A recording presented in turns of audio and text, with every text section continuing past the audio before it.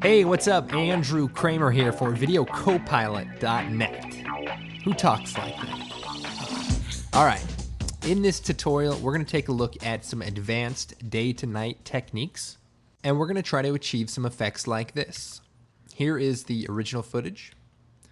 As you can see, it's daytime. Now, if you know you're going to be performing a day-to-night conversion, let's see, DTNC. DTNC, day to night conversion, DNC. So if you know you're going to be performing a DNC, then there's a couple of things you want to think about while you're filming. One, try to film in the shade or film without direct sunlight, perhaps at dusk or, behind a mountain, under a tree, something like that. And do not blow your footage out with the exposure, so make sure you set that to a manual exposure and bring it down a little bit more than you might normally. Now, even if you do everything right, it is possible that your footage may still turn out to be carp because sometimes it just doesn't look right, just doesn't look natural.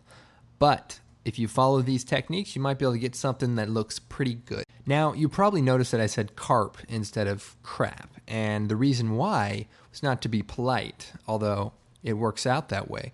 But has anyone ever seen a carp? Okay, it's a huge fish. It's a bottom-feeding fish. I mean, look at this thing.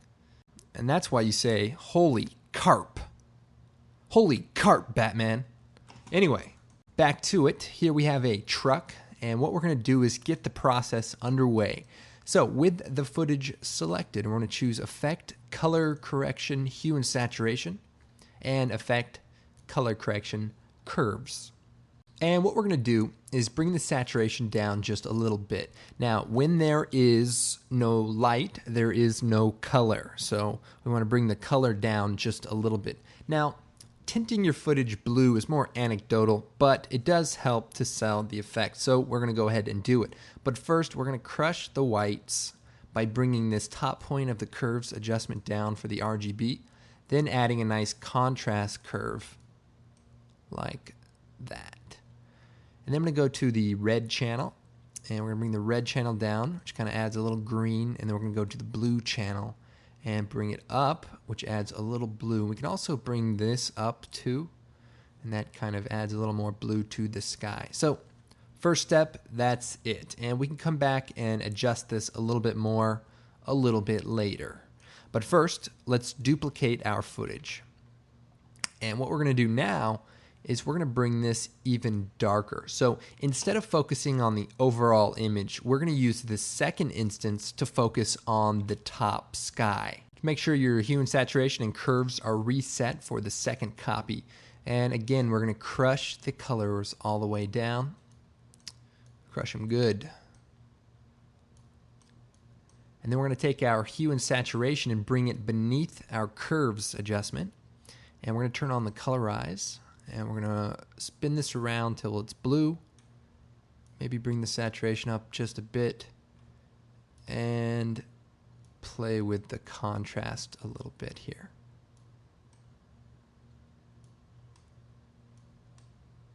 And remember, we're only focusing on the horizon or the skyline. And I'm going to go ahead and increase the saturation just a little bit. Okay, now, everything else looks pretty bad, but this top line looks pretty good. So what we're going to do is take the second layer, grab the rectangular mask tool. I'm going to draw a large mask across the top half of the footage. And just make sure you extend it out because we are going to feather it. And we don't want the edges to come in. And if you hit F, that'll bring up the feathering options here. And this is a really good way to just add sort of a ND filter to your sky. And that way you can expose for both your primary source and your background. And again, we can go into the curves adjustment for the background and maybe add a little bit more blue by bringing the red down and the blue channel up even more. And then overall bringing the brightness down even further. Okay, so the next step is to go to the effects and presets, type in Spotlight, and take the CC Spotlight filter and apply it to a new gray solid. And I'm going to choose OK.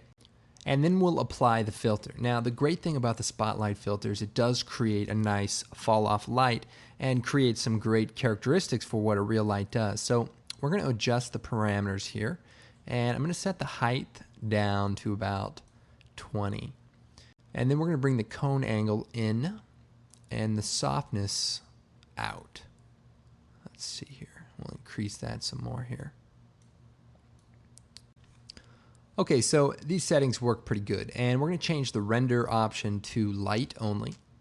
And then we're going to change the transfer mode to classic color dodge. Classic color dodge right here. And then if we turn the layer into a 3D layer, F4 to bring up the 3D option, we can then rotate the layer downward and sort of lay it on the floor. At this point, we're going to want to increase the intensity of the light. And what I'm going to do is then push it into 3D space up to the car. And then I'm going to duplicate it and move it over so that basically we have our two headlights. And you can adjust this as needed. And this is obviously the light that is being cast onto the floor. And what I'm going to do is create a new null object and turn it into a 3D layer also. And then if I go to my top view, I can then adjust my null object to be in line with my lights. So my lights are somewhere right about here. And I want my null object to be just about right there. I'm going to rotate it on the y-axis also. If we come back to the active camera, what I'm going to do is take these two spotlights and parent it to the null. And that way I can move the null object around and the lights will also follow. And I can easily rotate this so that the animation can be followed. Okay, I'm going to go ahead and name these. And then what you're going to do is you're going to take the position, scale, and rotation, and you're going to animate the orientation on the 3D layer. And what you're going to do is animate this so that the light follows the 3D animation. And some of the stuff you're going to do is going to be very detailed, and others is just going to be quick and fast. So depending on the level of detail you want, it's up to you, but I certainly don't want to sit here and rotoscope for a very long time. But I just want to give you the basic idea. And we're also going to rotate it also because the headlights are sort of turning as it goes around this area.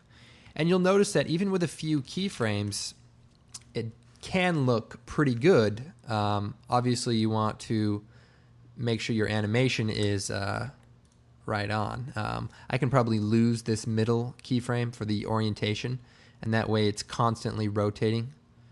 But as long as you match that up pretty good, I think you'll do all right. And it's great because you can just move this null object around and even scale it to be able to get the perspective that you need. Next thing we're going to do is create a new black solid.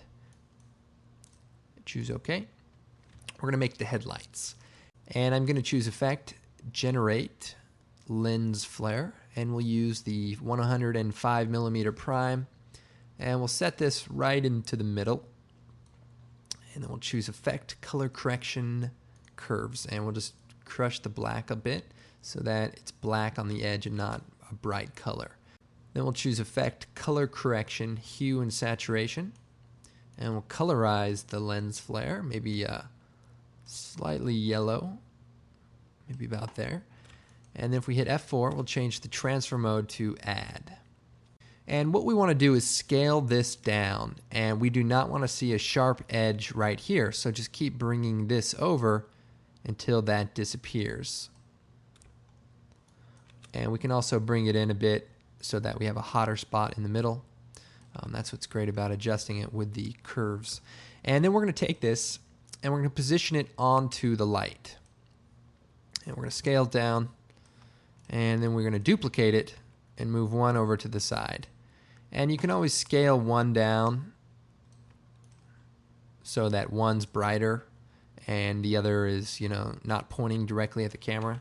It's kind of a nice way to add a little more realism.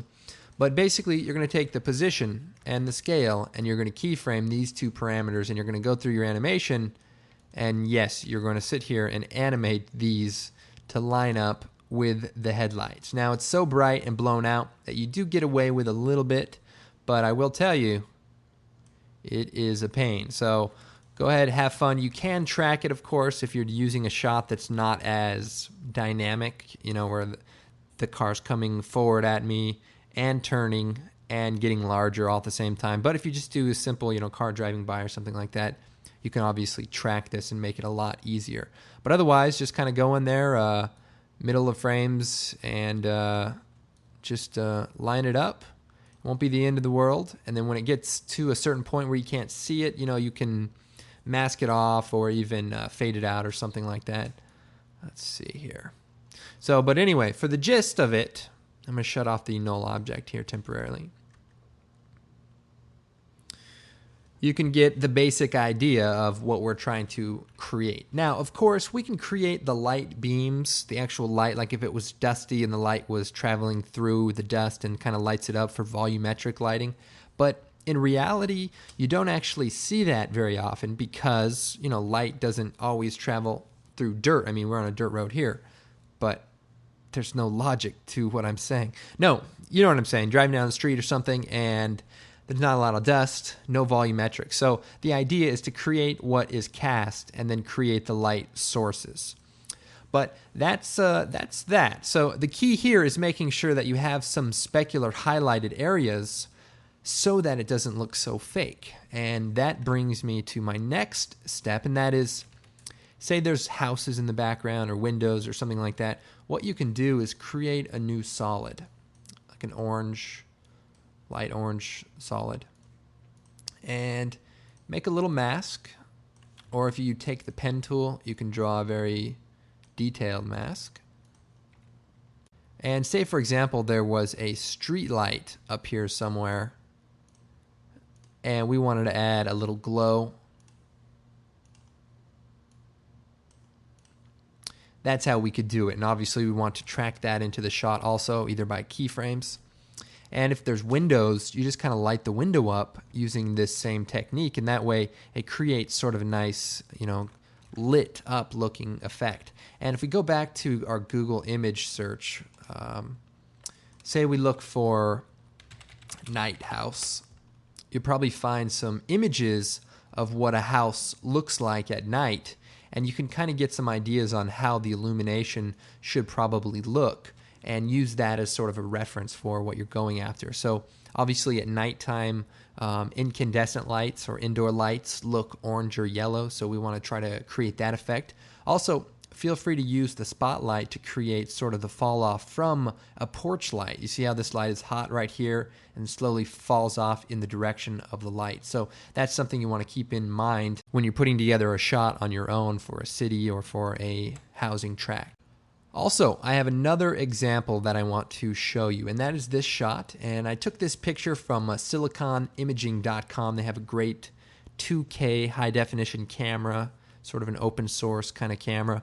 I'm plugging them obviously because I've taken this image illegally and I want to at least say, hey, at least I plugged your company. But anyway, and what I have here is a shot, and this is the original shot, and you can see it's not blown out and it's sort of in the shade. So a perfect candidate for doing a day to night conversion. And with a few effects, I was able to create the luminance from the window and a little light on the side of his face. So if I add this to a new comp, what to do is similar to what we did earlier, and that is we're going to choose Effect, Color Correction, Hue and Saturation, Effect, Color Correction, Curves, and we'll bring the saturation down a bit and the overall luminance down and a little contrast here. And we'll go to the red channel and take away some red, and we'll go to the blue channel and add some blue. So basically get it sort of a darker look. And we can even take that a further step. So, okay, so then we'll duplicate this, and that kind of creates our base darkness. And then what we're going to do is reset the curves, and instead of using the colorize filter, some of you guys noticed that a curves adjustment will do the same thing. And in many cases that is true. And basically by crushing the blacks, you can create a matte for a specific color and that's what we're going to do. We're going to make a matte for the face, and that looks pretty good. And then I'm going to create a new adjustment layer and put it beneath this matte. We'll call it matte. And we'll add a curves adjustment to this layer. And we'll set the track matte F4 to Luma matte. And with this adjustment layer, we can increase the gamma, so sort of brighten up that area. And we can change it to blue or blue and create sort of a moonlight color coming on him. And that's always nice. But the good thing about this is you add in some specular color that would sort of be lost with the previous effect. But you take it a step further, make another copy, and what we can do is take the pen tool, and now I know this is just a picture, but I will show you the proper way to roto, and that is we're going to create a shape around the entire window. And then we're going to add a subtraction mask, so another mask around his arm. And then we hit M, and we set the second mask to subtract. And the reason you do it this way is it just works a lot better, and you can work on one thing at a time. So you can work on getting this mask to follow the window really well. And then once you're done, then you can take this and use it as the obscure mask to be able to take away parts where somebody crosses. So that's the proper way. Trust me, it's the best way to do it. Anyway, I'm going to feather the mask there 2 pixels. And what we can do is brighten this window up. So I'm going to bring the curves adjustment up. And remember, incandescent light is kind of orange looking. So we'll bring the red up, and we'll go to the blue channel and bring the blue down. Kind of create sort of a nice bright looking window. And then we can choose Effect, Stylize, Glow, and just increase the radius but bring the brightness down, and that sort of creates a light coming from inside their effect. And then at this point we can then go back to the adjustment layer and change the color to more of a red color, because now we have a light source that could be bouncing on his face. So as you can see, the basic technique is pretty easy, but as far as taking it to the next level with extra layers and rotoscoping, it can be somewhat difficult. Similarly, if you've ever bought a box of cereal, on the back there's these magic eye games, sort of like this computer scrambled image, and if you stare at it in a certain way and then bring it away from your face, you can sort of see this 3D shape of a skateboard or something lame like that. And gosh dang it, I can never get those things right. I tried so hard. I got a book, on how to do it. But anyway, my name's Andrew Kramer, and thanks for watching this tutorial/demonstration. I hope you guys will come by the blog, leave a comment, and hey, don't forget to stop by the purchase page, pick up a great DVD as well. Okay guys, thanks a lot, and we'll see you next time.